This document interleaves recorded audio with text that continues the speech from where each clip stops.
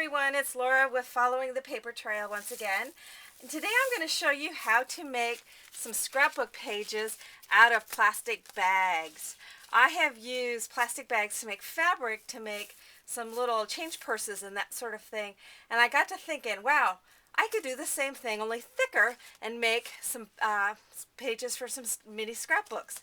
So I experimented around, played with it a little bit, and this is how they came out. They are so cool. I went through with just some cheapo acrylic paint like you get at Walmart or at Michael's, aged them a little, and they look really cool, like ancient parchment type of paper. And it's plastic bags, those things that are filling up our landfills. That I know here in Seattle they're going to start charging you to use the plastic bags. A lot of stores are already getting rid of them. To start with, you're going to go ahead and lay them out flat, cut the handles off.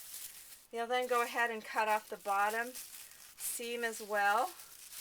Now, I don't like to have, for instance, Safeway on there, so I want them just to be white. So I cut off the printing that's on there. You may decide that, ooh, I kind of like how that looks. You'll want to make sure that if you're going to keep the printing, it goes to the inside of the bag or it kind of messes things up. So after I get that cut off, I'm going to open up the bag and fold it in half. Now, when I'm making fabric, I do 8 layers. But because I want it to be a little thicker, I like to do about 10 to 12 layers. So this one single bag is going to make a page that's about 4 by 6. You want larger than that, you'll need multiple bags. But one bag will make a 4 by 6 page. So what I've done is I fold it in half again, and then I'm going to fold it into thirds, squishing out as much of the air as I go along. So try to squish that air out. So I have a nice little packet that is 12 layers thick. Then what I'm going to do is sandwich it between 2 sheets of paper. Here I've just taken a bag from my local scrapbook store, sliced it open so that I can put it inside. You can also use parchment that you use in baking, or you can also use wax paper, but it kind of gets some film on your iron. You're going to set your iron to like a polyester, just above polyester type setting. It varies from iron to iron as to what setting. You might have to experiment a little bit. Big thing is, don't let the plastic touch the iron. It will stick to your iron and you will have a major mess to be cleaning up. So you're just going to keep your iron moving as you're melding those layers together. And kind of check it out. You don't want to let your iron sit still for very long. Keep it moving around. I like to flip it over. It's not going to stick to your paper on a permanent basis. It may lightly diffuse itself slightly. You want to make sure you're hitting all of it. See, it's starting to melt. It's going to come out so cool. While I'm doing this, let me show you these. So you get all this nifty texture on there, and then I'm going to be painting it with acrylic paints. The paints I'm going to be using are, I'm going to be using burnt umber, some raw sienna, and then I'm going to use copper and gold daubers from Adirondack, and a little bit of metallic peridot or green to give it kind of a verdigris kind of look. So keep checking on it. Just be aware when you go to peel it off, it is really, really hot. If you can still feel kind of some air bubbling in between the layers, go ahead and press it some more. But look how you're getting that neat wrinkling. You'll just have to experiment because all irons vary as to how much time, what kind of temperature. So you're going to experiment. We all know we all have a zillion of these bags. Even though we're supposed to use a reusable, we all know we've got a bunch of them. So just keep checking it. And I turn it over if you need to. Gives it a little bit more wrinkles. Maybe not move quite so fast, but you don't want to hold your iron still because it will melt it a lot in that spot.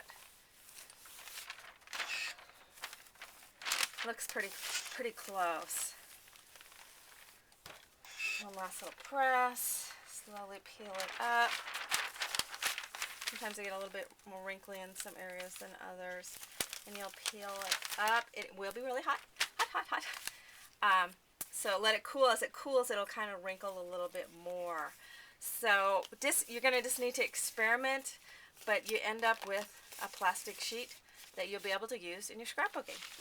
So let me show you then how I will go from this to this. So I've got my completed sheet. Let me get my iron stuff out of the way. I've got another one of those nifty plastic paper bags down. Keep my iron out of the way so I don't cook myself. So then I've got my paint. As I said, I've got burnt umber, raw umber, sponge brush. So what I'm going to start out with at first is just taking a little bit of two colors, kind of mix them together, and just randomly kind of brush it on. You got a little bit, whoops, way too much of that one. You got enough time, but I like kind of mixing them as I'm putting it on. So some of it kind of comes out that kind of darker brown, some of it lighter. It can be messy. Embrace your inner preschooler.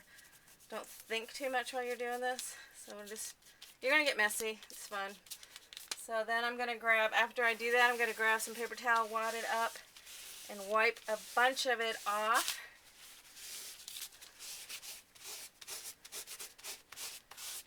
So I'm just wiping it off, but it goes down into those cricks and crevices and gives it that aged look.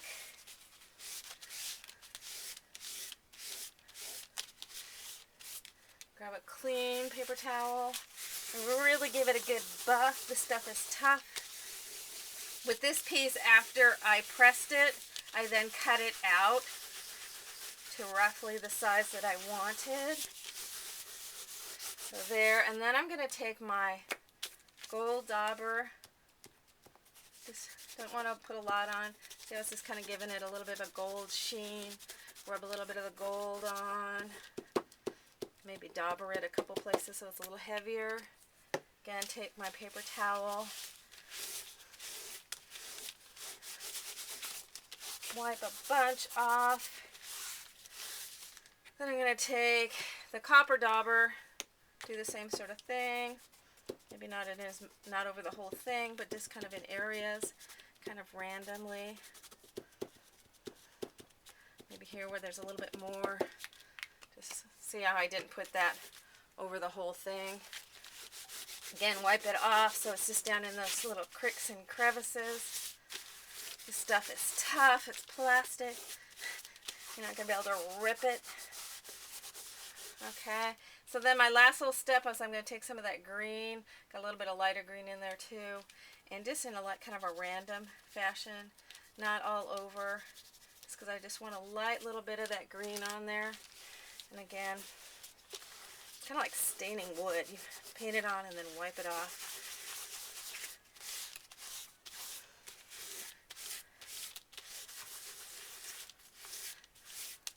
Alrighty, and there you go. Is that cool? So it goes from that to that. Actually, it goes from this to this. How fun is that? So play around. Have a great time making a scrapbook out of plastic bags. Thanks for watching. I hope you have fun with it.